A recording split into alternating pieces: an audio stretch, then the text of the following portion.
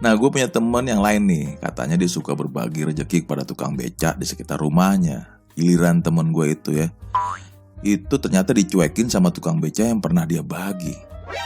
Temen gue malah tersinggung dan kecewa. Jadi mentang-mentang dia tuh udah berbagi, terus dia harus tuntut berbuat baik lagi tuh kepada dirinya. Lah, buat apa dia berbuat baik atau berbagi kalau nggak ada nilai kerendahan hati dan nilai ketulusan, guys? Bener kan? Leadership is fun.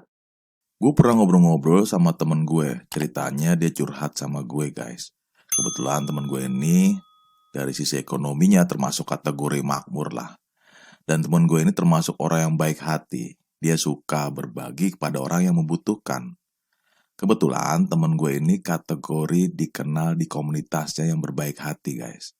Jadinya kadang-kadang ada sebagian orang yang memanfaatkan kebaikannya.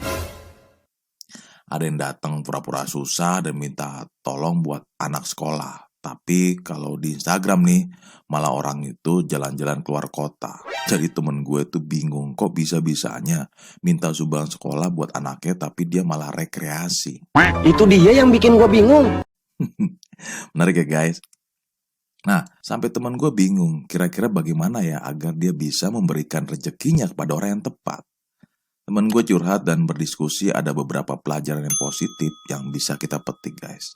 Bagaimana salah satu pembelajarannya adalah berhikmat. Kira-kira pembelajaran apa yang lain agar kita bisa berbagi dengan tepat? Nah, biar gak penasaran, yuk kita tonton podcast hari ini ya, guys. Tentunya setelah pesan-pesan berikut ini. Hai semuanya, selamat datang di channel podcast Manusia Pembelajar. Nah, podcast ini menyajikan pembelajaran dan investasi nilai-nilai kehidupan yang bermakna. Yuk kita dengerin.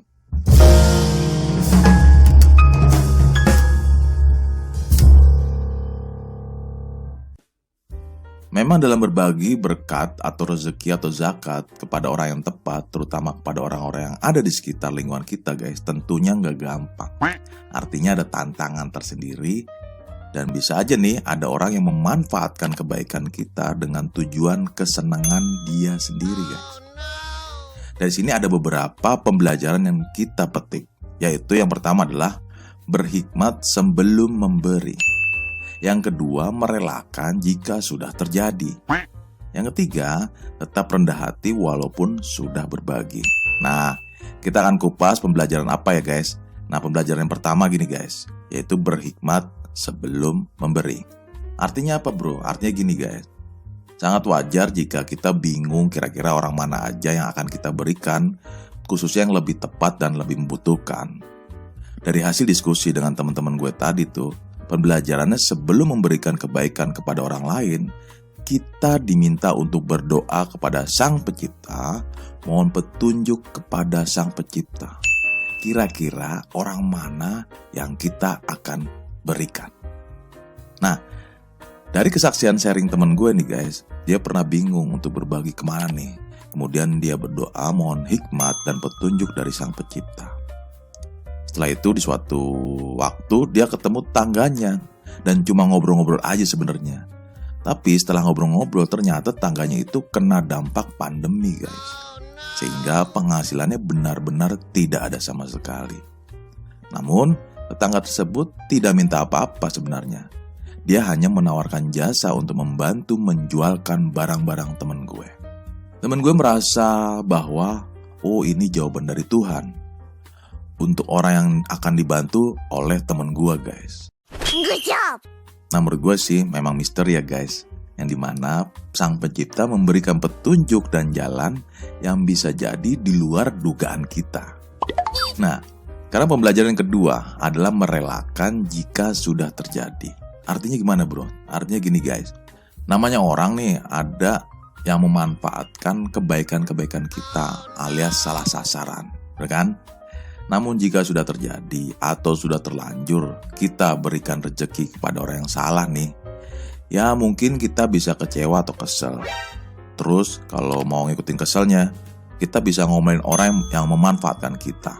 Ya kalau gitu ya menurut kita sih nggak penting juga akan tindakan itu ya guys. Apalagi kalau kita marah-marah dengan orang itu. Please, no! No! No! Berarti kita ke bawah yang tidak baik juga kan guys. Bener kan guys? Oke. Jadi respon yang positif menurut gue yang pertama ya didoain aja agar orang itu bisa berubah lebih baik lagi. Yang kedua ya direlain aja guys. Yang penting kita sudah punya niat baik. Kalau dia nggak niat baik dengan kita, ya biar dia ambil resiko sendiri, terutama dalam pertumbuhan kebaikan dalam kehidupannya. Bener kan guys? Jadi kita tetap fokus saja berbuat baik kebaikan pada orang lain. Oke? Salam semangat ya guys. Nah, sekarang pembelajaran yang ketiga. Tetaplah rendah hati walaupun sudah berbagi. Nilai kerendahan hati ini bagi gue sangat penting. Namun buat gue juga gak gampang juga guys. Terutama orang yang sudah merasa berbagi kepada orang lain. Bener kan? Nah gue punya teman yang lain nih. Katanya dia suka berbagi rezeki kepada tukang becak di sekitar rumahnya. Giliran temen gue itu ya, itu ternyata dicuekin sama tukang becak yang pernah dia bagi. Temen gue malah tersinggung dan kecewa. Jadi mentang-mentang dia tuh udah berbagi, terus dia harus tuntut berbuat baik lagi tuh kepada dirinya. Lah, buat apa dia berbuat baik atau berbagi kalau nggak ada nilai kerendahan hati dan nilai ketulusan guys? Bener kan? Jadinya makna kehidupan positif kita akan hilang guys. Cuma gara-gara dicuekin sama orang yang pernah kita bagi.